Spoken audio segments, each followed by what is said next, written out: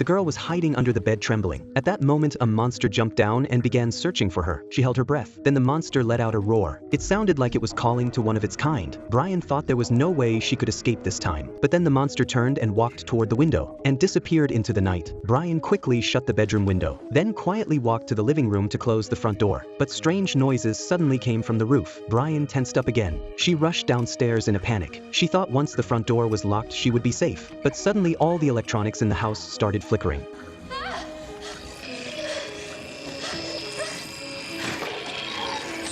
She quickly unplugged the power cords, and everything returned to silence. She picked up the phone to call the police, but the sharp screeching sound came back again. The fridge also began acting strange. And worst of all, the monster started coming down the stairs looking for her. Brian had no choice but to hide in the corner of the kitchen, but her panicked breathing gave away her location. The fridge was once again controlled by telekinesis and trapped her inside. The monster drew closer. Brian finally saw its face. She screamed in terror, then shoved the monster and ran toward the door. But the monster used its power to slam the door shut and knocked her unconscious.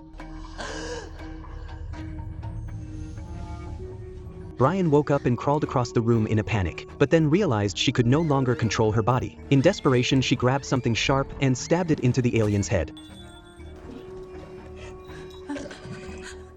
Brian fainted from the shock. The next morning, she saw the alien's body lying on the floor and realized it was all real. She found a cloth and covered the alien's body, then tried to call the police. But the phone was dead and none of the electronics worked anymore. Brian decided to go outside for help, but strangely there was no one on the street. An ambulance had flipped over in the middle of the road. The nearby houses had also been attacked. Clearly, she wasn't the only one who encountered an alien last night. Just then, dark clouds began rolling over the town, moving straight toward Brian. She ran back home. On the way, she saw the missing neighbors. They stood together with their right hands raised, staring blankly into the sky. It looked terrifying, and something seemed to be moving inside their throats. A man noticed Brian.